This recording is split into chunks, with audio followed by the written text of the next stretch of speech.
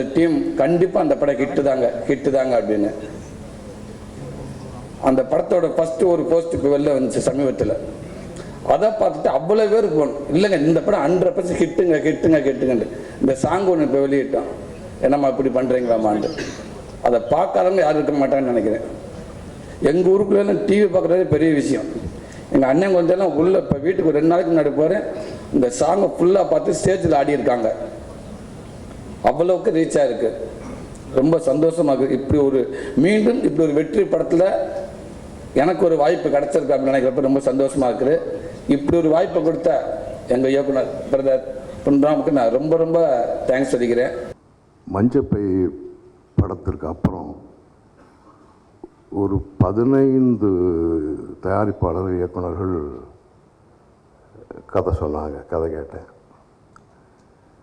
அந்த 15ல் எனக்கு திருப்தியாக இருந்த லைன் தம்பி பொன்ராம் சொன்னது தான். என்னுடைய கொள்கை, நான் ஒரு படத்தில் நடிக்கும் பொழுது அந்த படத்தின் மூலமாக நம்ம மக்களுக்கு என்ன சொல்ல வர்றோம் அப்படிங்கிறது ஒரு குறிக்கோள் இருக்கணும். அந்த குறிக்கோள் இந்த படத்தில் இருக்குது. இந்த ரஜினி முருகன் இந்த படம் ஆரம்பித்தது வந்து ஓகே, எங்களுக்கு பெரிய ப்ரெஷர் தான். நிச்சயமாக வருத்தப்பட வாலிபர் சங்கம் மாதிரியான ஒரு பெரிய படம் பண்ண பிறகு அடுத்து அதே டீம் சேர்ந்து ஒரு படம் பண்ணுறோன்னா பெரிய ப்ரெஷர் தான். ஆனால் எனக்கு இருந்த பெரிய நம்பிக்கை என்னென்னா பொன்ராம் சார். ஏன்னா பொன்ராம் சார் எப்போவுமே கதையை எழுதும் பொழுது இதுக்குள்ளே வந்து இப்படி ஒரு ட்விஸ்ட் இருக்கணும், இதுக்குள்ளே இப்படி ஒரு இன்டர்வல் பிளாக் இருக்கணும், இப்படி இந்த மாதிரியான ஒரு இது இருக்கணும் அப்படின்ற மாதிரி யோசிக்கவே மாட்டாங்க. எப்போவுமே லைஃப்பில் நம்ம பார்த்த விஷயங்கள் ஸ்க்ரீனில் ப்ரெசென்ட் பண்ணும்பொழுது தேட்டரில் உட்காந்துருக்க 700 பேர் அவங்க எப்படி ரியாக்ட் பண்ணணும் அப்படிங்கிறது தான் மைண்டில் இருக்கும். அதை ப்ரொஜெக்ட் பண்ணும்பொழுது தெளிவாக இருக்கும். அதை வருத்தப்பட வாலிபர் சங்கத்திலே பார்த்தேன். எனக்கு வருத்தப்பட வாலிபர் சங்கம் ஃபஸ்ட்டு அவர் கதை சொல்லும் பொழுது அது இவ்வளோ பெரிய படம், கதை நல்லா இருக்குது, நம்ம பண்ணால் நமக்கு சூட் ஆகும் அப்படிங்கிற நம்பிக்கை இருந்து. பட் இவ்வளோ பெரிய சக்ஸஸ்க்கு மிக முக்கியமான காரணம் வந்து பொன்ராம் சார் தான். ஏன்னா இமானண்ணன் போட்டு கொடுத்த அவ்வளோ சூப்பரான சாங்ஸை படத்தில் நல்ல காட்சிகளோடையும் நல்ல ஹியூமரோடையும் தெளிவாக ப்ரெசென்ட் பண்ணது தான் ஃபஸ்ட் ரீசன் நினைக்கிறேன். ஸோ பொன்ராம் சார் மேலே ஃபுல் கான்ஃபிடென்ஸோடு இறங்கிட்டோம். நான் ஃபஸ்ட்டு கதை கேட்டு சூரியன் எனக்கு ஃபோன் அடிச்சிட்டேன். சூரியனை கதை நான் கேட்டேன், நீங்கள் எப்போ கேட்க போகிறீங்கன்னு. கார்த்தி இந்த கேட்டுறேன் கார்த்தி, கொஞ்சம் ஷூட்டிங் வேலை இருக்குது, இந்த கேட்டுறேன் அப்படின்னாரு. அப்புறம் திரும்ப ஒரு வாரம் 10 நாள் கழித்து ஃபோன் பண்ணேன். கார்த்தி அது எது கார்த்தி கேட்கணுமா கார்த்தி, அது நல்லா தான் இருக்கலாம் பண்ணிக்கலான்னு. இல்லைண்ணே கேளுங்கண்ணே, உங்கள் ரோல் எப்படி இருக்குன்னுலாம் தெரிஞ்சுக்குங்க அப்படின்னு சொல்லும்போது அவர் நானும் சூரியனும் படம் நடித்தோன்னா நான் அந்த படம் எப்படி இருக்குன்ற அளவுகோல் வந்து சூரியன்கிட்ட தான் கொடுத்துருவேன். எனக்கு டிசைட் பண்ண தெரியாது. நான் நடிச்சிருக்க படத்தை என்னால் வந்து மெஷர் பண்ண முடியாது, இது எப்படி இருக்கும் என்னவா இருக்க போகுதுன்னு.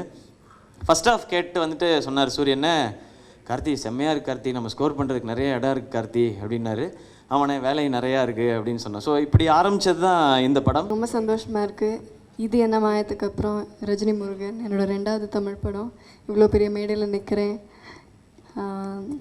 முதல்ல நான் நன்றி சொல்ல விரும்புகிறேன். பொன்ராம் சார், ராஜா சார், முத்துக்குமார் சார், இவங்க தான் முதல்ல இந்த படத்தை பற்றி சொல்ல வந்தாங்க. தேங்க்யூ ஸோ மச் சார், இவ்வளோ பெரிய ஒரு வாய்ப்பு எனக்கு கொடுத்துருக்கீங்க. பொன்ராம் சார் எனக்கு கதை சொல்ல வந்தபோது நான் வந்து ஆக்சுவலாக ஃபுல்லாக கதையே கேட்கல. அவர் ஜஸ்ட்டு ஆரம்பித்து ஒரே ஒரு சீன் தான் சொன்னார். நான் அப்போவே சொல்லிட்டேன் சார் ஓகே சார் அப்படின்ட்டேன். ஸோ முதல் ஆரம்பத்துலேருந்து எனக்கு ரொம்ப ஒரு எதிர்பார்ப்பு இருந்தது, ரொம்ப பிடிச்சிருந்தது. அண்ட் இதில் ஒர்க் பண்ணியிருக்கிற எல்லா டெக்னீஷியன்ஸ், அசிஸ்டன்ட் டைரக்டர்ஸ்லேருந்து, ப்ரொடக்ஷன் மேனேஜர்ஸ்லேருந்து, யூனிட் பாய்லேருந்து எல்லாருக்கும் என்னோட நன்றியை தெரிவிச்சுக்கிறேன். இந்த திரைப்படம் முக்கியமாக இந்த படத்துடைய ப்ரொடியூசர்ஸ் லிங்குசாமி சாருக்கும் போஸ் சாருக்கும் என்னுடைய நன்றியை தெரிவிச்சுக்கிறேன். கும்கீழ ஆரம்பித்து இப்போது இந்த திரைப்படம் தொடர்ச்சியாக நான் தான் சிவா என்ற திரைப்படம் அவங்களோட கம்பெனியில் நான் ஒர்க் பண்ணிகிட்ருக்கேன். ரொம்ப சந்தோஷம். அண்ட் டைரக்டர் பொன்ராம் சாருக்கு என்னுடைய நன்றிகள் தெரிவிச்சுக்கிறேன். ஏன்னா ஒரு படம் அதை ஹிட்டு தாண்டி அதே காம்பினேஷன் அதே டெக்னீஷியன்ஸோட திருப்பி வேலை செய்யணும் அப்படின்ற ஒரு எண்ணமே வந்து ரொம்ப பெரியது. ஸோ அவருக்கு என்னுடைய நன்றி நான் தெரிவிச்சுக்கிறேன். அண்ட் இந்த படத்துலேயும் வந்து எல்லாருமே நேர்கோட்டில் வந்து வேலை செஞ்சுருக்கோம். உங்களுடைய அந்த ஒரு வேவ் லெங்க்த்துன்னு சொல்லுவாங்களே, அந்த ஒரு அலைவரிசை வந்து இன்னும் பர்ஃபெக்ட் இன் சிங்க் வந்து இந்த ஒரு திரைப்படத்தில் வந்து இருந்தது. ஸோ அவருடைய சுச்சுவேஷன் சூழல்கள் சொல்ல நேரடியாக உட்காந்து நானும் சரி, அதே மாதிரி படத்துடைய பாடலாசிரியர் யுகபாரதி அவர்களும் இல்லை நேரடியாக உட்காந்து கம்போஸ் பண்ண பாடல்கள் தான் இந்த திரைப்படத்துடைய பாடல்கள். அண்ட் சிவகார்த்திகேயன் அவர்கள் அவருக்கு என்னுடைய நன்றியை தெரிவிச்சுக்கிறேன். முதல்ல மனம் கொத்தி பறவை திரைப்படத்தில் வந்து சொல்லுங்கள் சார் அப்படின்னு வந்து பேச ஆரம்பிச்சு, அப்புறம் வருத்தப்படாத வாலிப சங்கத்தில் சொல்லுங்கள் எப்படி இருக்கீங்க அப்படின்லாம் வந்து பேச ஆரம்பிச்சு, இப்போது ரஜினி முருகனில் அண்ணன் சொல்லுங்கள் அண்ணன் அவர் கூப்பிட நான் சொல்லுங்கள் தம்பி அப்படின்லாம் வந்து இப்போ பேசிகிட்டு இருக்கோம். ஸோ ரொம்ப ரொம்ப சந்தோஷம். இந்த ஒரு உறவு வந்து தொடர்ச்சியாக வெற்றியின் வாயிலாக இந்த ஒரு உறவு வந்து நீடிச்சுட்டே போகுது அப்படின்னு நினைக்கும் போது ரொம்ப சந்தோஷம். இந்த படத்தில் வந்து யதார்த்தமாக சொன்ன மாதிரி தான் ஃபஸ்ட்டு இந்த கம்போசிங் தான் ஃபஸ்ட்டு பெரிய ஒரு கிளாஸ்ன்னு சொல்லலாம்.